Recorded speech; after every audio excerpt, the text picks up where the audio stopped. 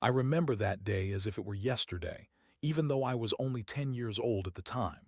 The sun was barely breaking through the thick clouds, and the street looked empty and cold, despite it being July. Mom stood in the kitchen, her hands trembling as she picked up the phone, and I sat on the floor, hugging my knees, feeling that something catastrophic was happening. Back then, I didn't yet understand that it was the last day I would see my father. Dad left without shouting, without saying goodbye, almost like a ghost. He just said, "I need time to figure myself out," and walked out, leaving us in a silence that became almost a physical presence after him. I tried to understand. Why? What did I do wrong? Mom didn't answer my questions, and her tears spoke louder than any words. Before, our house was filled with laughter. Dad knew how to joke in a way that his laughter echoed through all the rooms, and even our neighbors could hear us laughing. He took me fishing every summer, taught me how to hammer nails, even though he was a terrible handyman himself. But in one moment, everything vanished. And that disappearance became life's first lesson. People can leave, and their departure leaves a void that no one can fill. I tried to hide the pain. Friends at school didn't ask what was inside you. They just laughed and teased for any weakness. Sometimes I thought that if I were strong, if I played the role of an adult, Dad would come back someday. But he didn't return. And the older I got, the clearer I understood that his departure was final. Mom worked around the clock to support us. She was like a rock, solid, resilient. But in moments when I was alone, I saw her fatigue, her fear, her quiet pain. Sometimes I woke up at night and saw her sitting in the kitchen, hugging her knees, quietly crying. Then I would quietly approach and sit next to her, and we would be silent together, because words seemed too loud for the emptiness Dad left behind. Childhood without a father is a strange feeling. On one hand, you want him to appear, to say everything will be okay. On the other, hatred emerges. Hatred for the person who could have been your hero but disappeared. I tried to find explanations. Maybe he was tired. Maybe he had his own problems. But nothing justifies the fact that he just left, leaving 10 years of my life in ruins. I remember my first nightmares after he left. I woke up from a scream inside myself, from the feeling of being abandoned. In those dreams, Dad stood in the doorway, but when I ran to him, he dissolved into the air. I screamed, cried, tried to understand what was happening.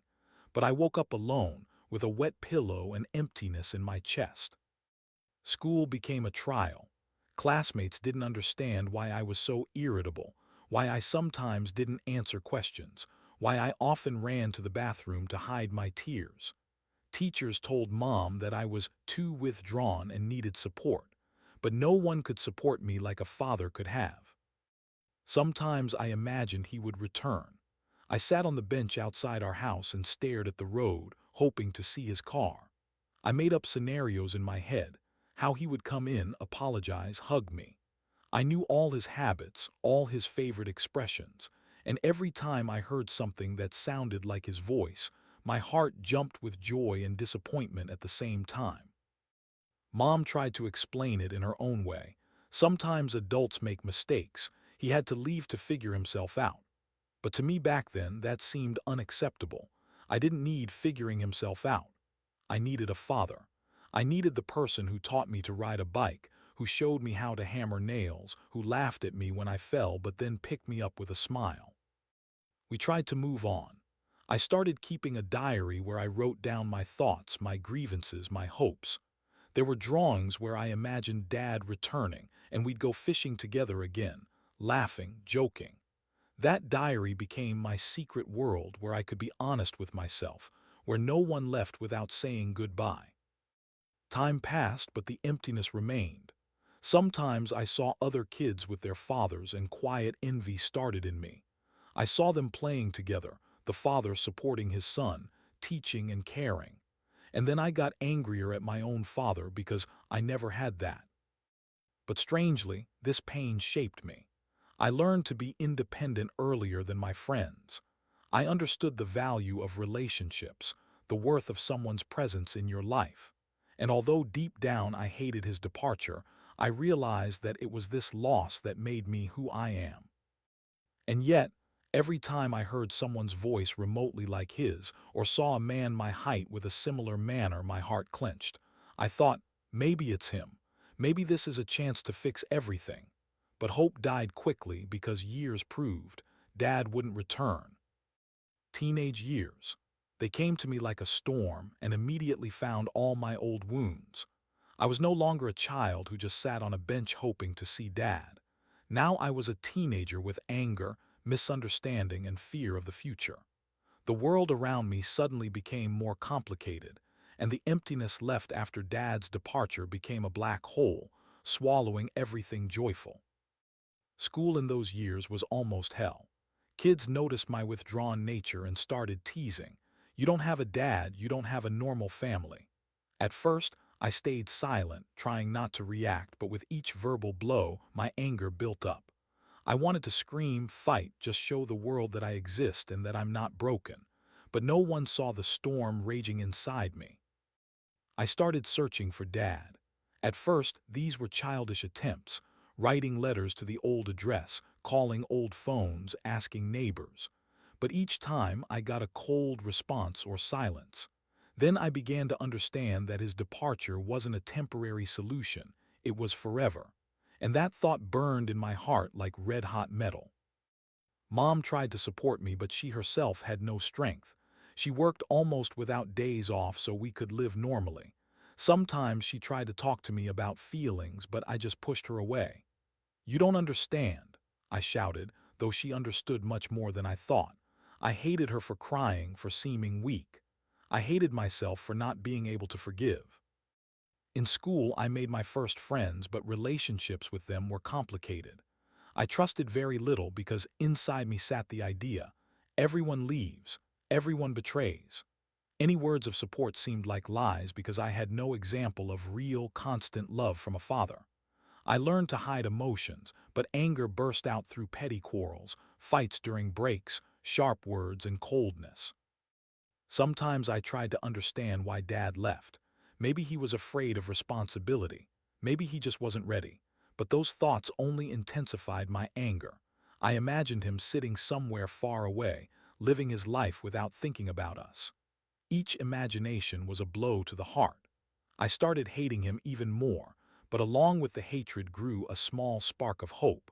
What if he was just waiting for the right moment to return? In my teenage years, I started noticing strange things in myself. I reacted too sharply to any words about families where the father was present. At school events, when kids talked about joint outings with their dads, my heart clenched. Sometimes I went to the bathroom so I wouldn't cry, because crying was a sign of weakness, and I couldn't afford weakness. I started writing in my diary. It contained anger, resentment, unanswered questions. I wrote about everything that troubled me, about Mom, about friends, about myself. There, I could be honest because the diary would never betray, never leave. Sometimes I reread old entries, and each line reminded me that Dad left exactly when I was too young to understand and forgive. One of the hardest moments was my 14th birthday. All the kids gathered with their parents, received gifts, shared laughter. And I sat at the table with Mom, holding a small gift we could afford together, thinking about how it would be if Dad came. I imagined his smile, his hands, his voice. But instead, there was only my inner anger and tears that I tried to hide. My first attempt to meet Dad in real life happened by chance. I heard from a classmate that he saw a man who looked like my father at the market. My heart pounded. I ran there after school, searched every corner, asked vendors, but no one knew anything. Coming home, I cried. It was a mix of hope and despair, hoping and knowing the chances were almost zero. In adolescence, I started seeing the world differently. People around me were building their families, forming new habits, and I was still living with those 10 years that Dad stole from me. I hated him, but hatred had become part of me. It shaped my perception of the world, my attitude toward people. Love seemed like weakness, attachment like danger. I started looking for a father replacement in other men, coaches, neighbors, family acquaintances. But no one could replace the person who left. Sometimes I felt betrayal because the world seemed unfair. Why did he leave? Why should I suffer while others get what they're meant to? These questions gnawed at me every day, and the answers were as cold as his departure. In those years, I first faced the internal conflict between wanting to find Dad and wanting to hate him. Sometimes I thought, if I find him, I'll crush him with words, I'll ask why he abandoned us. Other times, I dreamed of him just appearing and saying, I was wrong, forgive me. These two images fought within me, and I understood that no matter what happened, I could never be the same. By the end of my teenage years, I became more withdrawn but stronger. Anger transformed into hidden determination. I had to survive. I had to learn to be an adult without his support. I became more attentive to Mom, though it often showed in criticism and reproaches. I learned to understand people through the lens of my father's absence. Who is willing to stay, who is capable of betrayal. And yet, inside me remained a spark of hope that one day I'd meet him, that someday I could ask all the questions, that one day I'd learn why he left. This hope was like a quiet flame in the darkness, small but alive. I held on to it because otherwise my life could turn into an empty and endlessly black void. And it was this spark that became the foundation for what was to happen 20 years later. The spark that quietly lived inside an angry teenager turned into the resolve of an adult ready to face the past head-on. Youth is a strange time. You're no longer a child, but not yet an adult. Inside you rages chaos. You want to love, trust, and at the same time fear being betrayed again. For me, this period became a time when I began to understand that my father's absence left a mark not only on my childhood, but on everything I did, dreamed about, how I loved, and how I learned to be human. After school, I went to college, and it was my first experience living without constant parental supervision. I lived independently, and freedom was both joy and fear. Freedom meant I now had to make decisions myself, find my path, and take responsibility for my mistakes.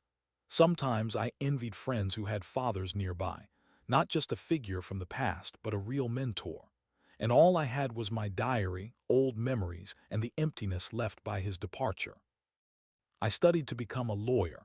For me, it was like seeking justice in a world where I myself experienced injustice in the form of an absent father. Legal cases, court proceedings, analyses of rights, all this seemed like a way to understand why people make mistakes, leave, betray. Inside me grew determination.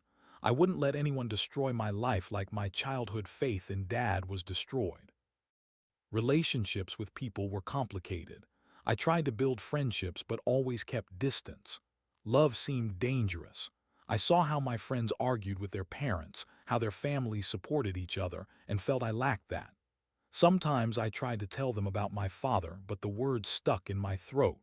It was scary to talk about what left such emptiness, because every time I did, I felt like a little child betrayed by his hero again. First love came unexpectedly. She was bright, sincere, with eyes reflecting kindness. I was afraid to open up to her fully. I feared love would become a source of pain like it was with Dad. But with each day, I learned to trust, to be myself. Sometimes in her eyes, I saw what I didn't see in Dad: stability, care, the possibility of being loved. Nevertheless, the shadow of the past was always with me. Sometimes I remembered how Dad left, how Mom cried at night, how I screamed from helplessness. These memories were a heavy burden I carried, but over time I began turning it into experience, into understanding. I can't change the past, but I can shape my future. In college, I met people who became a second family to me. We studied together, shared experiences, supported each other. I began to see that care and attention don't always come from blood relatives. Sometimes they come from friends, mentors, random people who decide to stay in your life. This lesson became an important step in my youth. The world isn't limited to family, and love comes in different forms. I started working part-time to help Mom and support myself. The work was hard, sometimes exhausting, but it gave a sense of control and independence. I understood that no one would come and fix my mistakes, no one would become my support like Dad could have. This fact was painful, but it tempered my character. I learned to rely on myself, see the value of labor, see how love manifests in caring for loved ones. Youth also brought me my first serious conflicts with Dad in my imagination. I often imagined a conversation with him, asking questions, expressing resentment, yelling at him for the years he took away. These fantasies were my way of dealing with inner pain. Sometimes they seemed more painful than reality, because in them I could say everything that was impossible in real life. Gradually, I began noticing changes in myself. Anger became less sharp. It turned into a quiet sense of caution. I learned to judge people by their actions, not words. I began to understand that love and care aren't abstract concepts but concrete actions shown day by day. And although I didn't get that from Dad, I could choose how to show it myself. In this period, I first started thinking about forgiveness. Not forgiveness for his sake, but for mine. I understood that hatred destroys more than absence. I wrote in my diary, "I won't forgive you because I'm afraid, but I want to stop being a prisoner of the past." This moment became a turning point. I began learning to let go, though I didn't yet know that one day meeting Dad would be the real test of this ability. Youth taught me a lot: independence, the value of friendship, tolerance for pain, and understanding myself.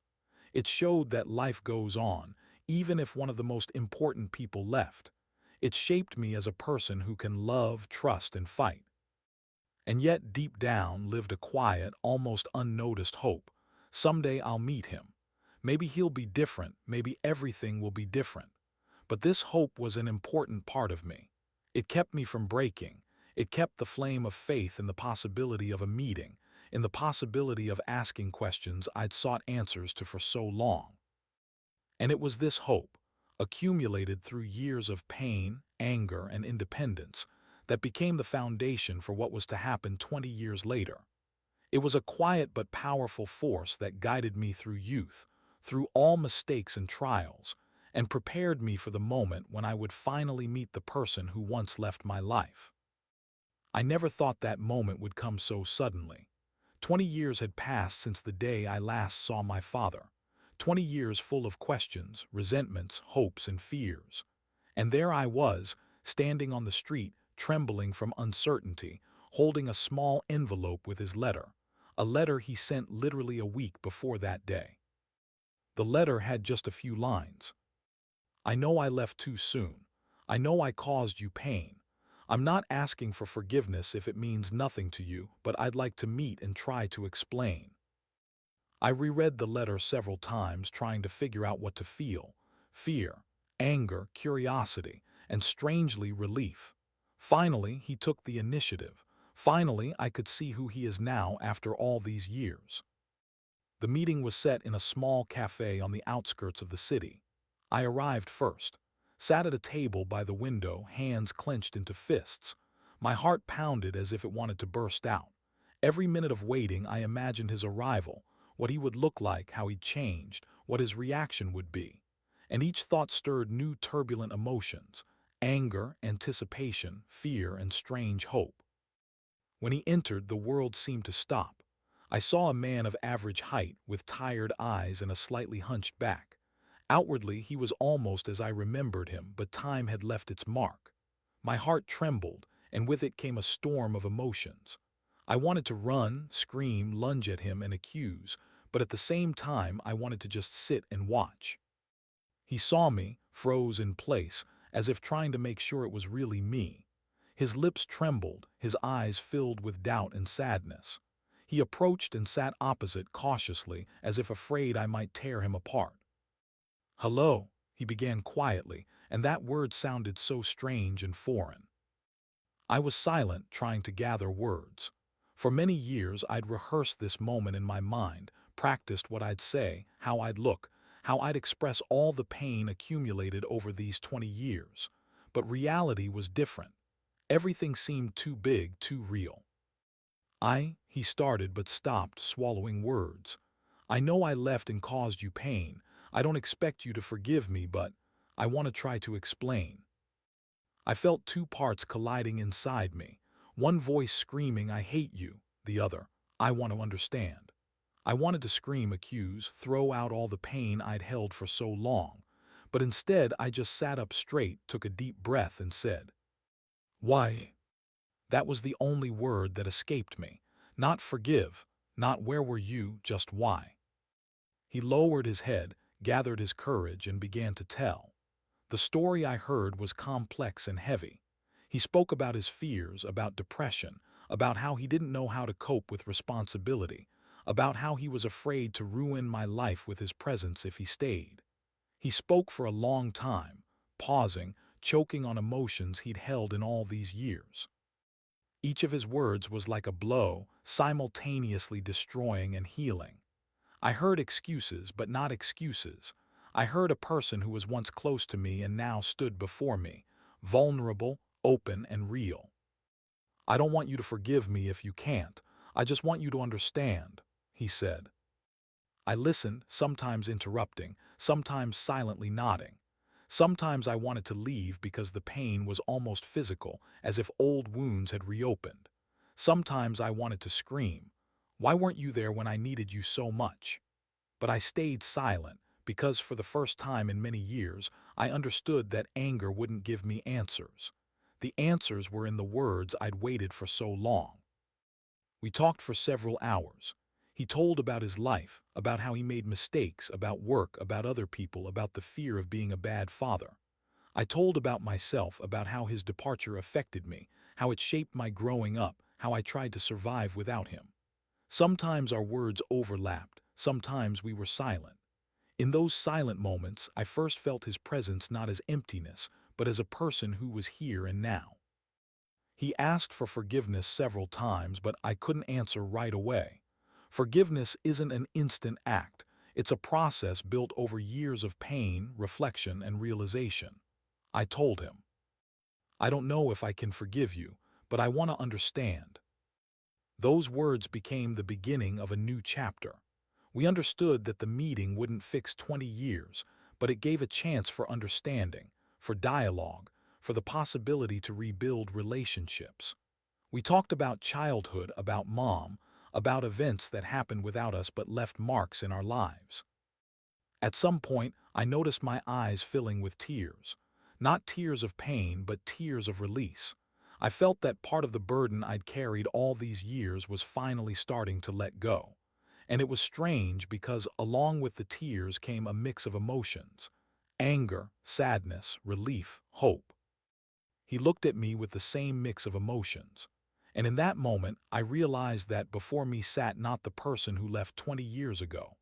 Before me sat an adult who had made mistakes, suffered, tried to find the strength to live, and now stood here, open and honest.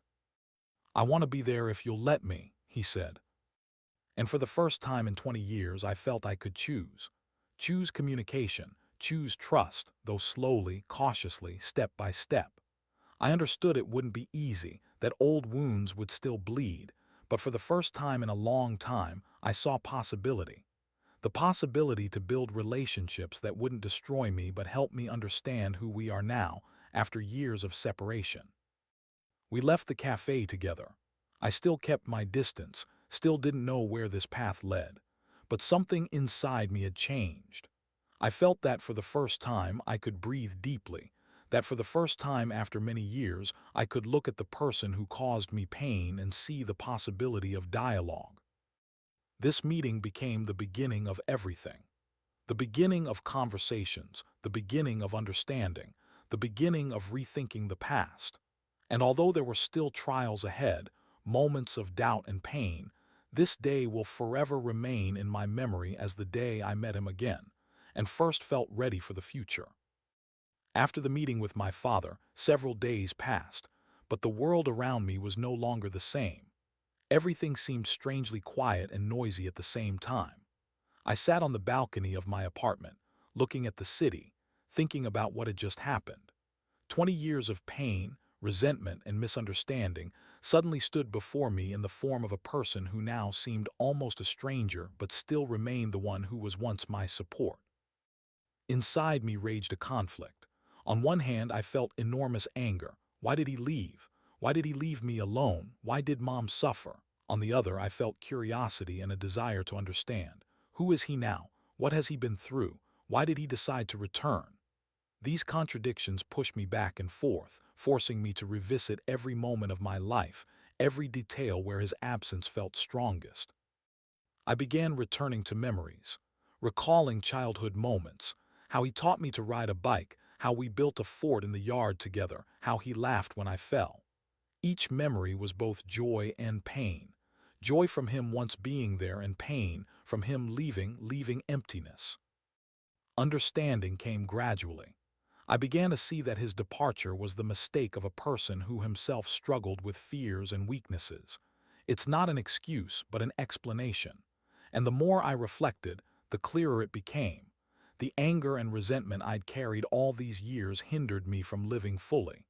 They made me cautious, withdrawn, distrustful of the people I loved. I started keeping a diary again, but differently now. Before, it was just records of pain and anger. Now it was attempts to understand. I wrote about everything I heard, felt, realized. Wrote about childhood, teenage anger, youth, first mistakes, first feelings of love and trust. Wrote about the meeting with Dad and how his words touched me, how I tried to hold back tears, and how I first felt the possibility of forgiving. Forgiveness turned out to be harder than I expected. I understood it's not an instant act. Forgiveness is a process built step by step, and I decided not to force myself. I won't forgive for his sake, not to relieve his guilt. I want to forgive for myself, to stop being a prisoner of the past, to stop holding pain that hindered living. One evening I met with Dad again. We went to the park where he used to take me for walks. He spoke little, but each phrase was filled with sincerity. We were silent for hours, watching people, birds, falling leaves. And in this silence, I first felt I could be near him without breaking, without fearing the pain that might return. He told about his life after leaving, about how he suffered, tried to find meaning, made mistakes, and rose again. I listened, and each story slowly softened the inner wall I'd built for so many years. I realized people can make mistakes but can also change. And if he could change, then I can change my attitude toward the past. I began to realize that meeting Dad doesn't erase my childhood and teenage years. They were what they were, with all the pain, fears, and anger. But now I could see them differently, as part of myself, as lessons that made me stronger, as experience that helped me learn to love, trust, and forgive. This reevaluation of the past wasn't easy. I often recalled moments when I wanted to throw everything and scream, "Why did you leave?" I imagined scenes where I ask all questions, scold him, accuse him. But now I saw those scenes were no longer needed. I can talk to him calmly, express my feelings, discuss pain without becoming a hostage to emotions. We began discussing the possibility of continuing communication. I didn't want to immediately build relationships that would resemble the family it could have been. I wanted small steps, meetings, conversations, joint walks, and he agreed. He understood time was needed for trust to grow, for pain to weaken, for our relationships to build on honesty and respect. In those days, I realized another important point. The past can't be changed, but you can change your attitude toward it. I began noticing I no longer felt insurmountable anger, that I could recall childhood without an instant feeling of betrayal. I realized I can build life with the awareness that mistakes are part of people, part of the world, part of myself. Forgiveness, reflection, and understanding the past became for me not only a personal act, but also an opportunity to rethink my relationships with other people. I became more attentive to friends, partners, mom. I began valuing moments of presence, care, sincerity. And although meeting Dad was the central event, it gave me much more. A lesson about human nature, about the power of love, about the importance of honesty with myself. This reevaluation of the past allowed me to see the future differently. I realized I can make decisions based not on anger and resentment, but on understanding and the ability to act. I can learn to trust, can build relationships, can love. And most importantly, I can be an adult who understands that the past shapes but doesn't define you. With each day, I noticed inner tension leaving. pain gradually turning into memory and memory into a lesson. I stopped returning less often to thoughts of why did he leave, and more often thought about how we can live on, how we can build dialogue, how we can create moments not overshadowed by the past. The inner conflict gradually became calm. I no longer felt like a prisoner of my resentment. I allowed myself to be myself, allowed myself to see Dad as a person with flaws, as a person who made mistakes but who is now nearby. And this gave a sense of relief I hadn't felt for many years. I began to understand that meeting Dad isn't the end of the story, but its beginning. The beginning of a path we'll walk together, cautiously, step by step. A path that requires patience, honesty, understanding, and readiness to admit mistakes. A path that can lead to new relationships, even if different from those possible in childhood. This reevaluation of the past became for me not only emotional liberation, but also the foundation for a new life. I realized I can be strong, that I can love and trust, that I can build relationships with understanding, that I can forgive for myself. And most importantly, I understood that the past shouldn't be a prison. It can become a key to the future. After that day in the cafe and the subsequent conversations, my life began to change, though no one noticed it outwardly. I went to work, met with friends, did usual things. But inside, everything was different. Something broke, and something began to build anew. I realized that meeting Dad wasn't the finale but the start of a new chapter. The first weeks after the meeting were strange. I caught myself checking my phone, hoping for a message from him. Sometimes it was simple, "How was your day?" Sometimes long letters where he shared his thoughts, fears, experiences. Each word made my heart pound, each message, a reminder that he's now nearby, that dialogue is possible. We started meeting more often. At first, short walks in the park, joint dinners, coffee talks. He spoke little but honestly, openly. I learned to listen without interrupting, without accusing. Learned to accept him as he is now, not as he was 20 years ago. These meetings changed me. I became more attentive to my emotions, to others' feelings. I began noticing I can love without fear, that trust doesn't necessarily crumble, that relationships can be built step by step.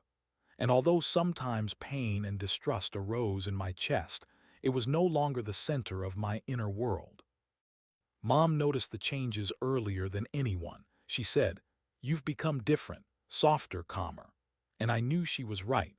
Realizing I can build dialogue with Dad allowed me to be more open and honest with loved ones. I started talking more with Mom, sharing emotions I'd been ashamed of before. With Dad, we began discussing the past without shouting and accusations. We told each other about our childhood fears, losses, regrets. Sometimes we were silent together, but this silence was no longer heavy. It became comfortable, like a warm presence next to someone who understands you without words. At first, it was hard to get used to the new dynamic. Sometimes I caught myself internally checking him. Won't he leave again? But gradually I realized he'd changed, that he's here and now, ready to be nearby. And most importantly, that I'm ready to accept it. We started doing small things together, going to exhibitions, park walks, rare weekend trips. These moments were simple but fulfilling. For the first time in many years, I felt that Dad's presence could be joy, not just pain. And every time he laughed or said something caring, I realized the past didn't destroy the possibility of the present. These meetings affected my personal life too. I began building relationships with people more openly. I realized I can trust, can be vulnerable without fear, that love doesn't necessarily lead to pain. The past no longer defined my actions, no longer constrained emotions. With Dad, we discussed difficult moments, conflicts that could arise, character differences, misunderstandings. But now we learned to talk about it calmly, without shouts and accusations. We learned to hear each other, which turned out more important than all words of forgiveness. After a few months, I began noticing how my inner world changed. The anxiety that lived in me for years diminished. I stopped replaying endless scenes of resentment and anger in my head. I started seeing him as a separate person with flaws and virtues, as someone who walked his path and now tries to build a new one. We started planning joint trips, small travels, meetings with friends and relatives. I saw how he tries to be attentive, caring, honest, and I felt I can allow myself to be nearby without fearing everything will collapse. Parallel to this, I realized that inner reconciliation isn't an instant act but a process. I learned to let go of remnants of anger, to look at the past as a lesson, not a catastrophe. And this gave a sense of freedom, freedom to be myself, free from resentment, free from the past that held me captive for so long. My life in these months became more vibrant. I saw the world differently. More joys, fewer fears, more opportunities to build relationships. I became more patient, more attentive to people, to myself.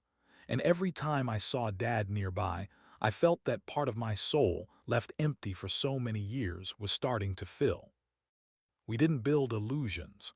We understood we can't return the past, can't fix all mistakes, but we could build the present and look to the future with understanding and respect. And this understanding became key. I realized life with Dad is possible but different. It requires effort, honesty, and openness. It requires readiness to admit mistakes, readiness to hear and accept, and most importantly, readiness to build relationships based not on the past but on who we are now. The past was no longer a prison. It became a lesson that gave me strength and understanding that love and trust are possible, even if they weren't before. I realized I can love and be loved, can build relationships with people without fearing pain, and can see Dad not as a betrayer but as a person who was there when he could be, and now is ready to be there again. And in this discovery I found peace. The peace I'd sought for so long, peace that allowed me to be an adult, free from anger, resentment, and past traumas, peace that gave me the possibility to build life as I want, honestly, openly, with love and understanding. This new life wasn't perfect. There were moments of doubt, anxiety, memories that suddenly returned. But now I knew I could cope, that I can accept, that I can build relationships with the person who once left and with myself. And most importantly, I understood that meeting Dad gave me more than I ever expected. It gave me the possibility to be myself, to live in the present, to love and trust. And in this, I found meaning and strength for the next chapter of my life.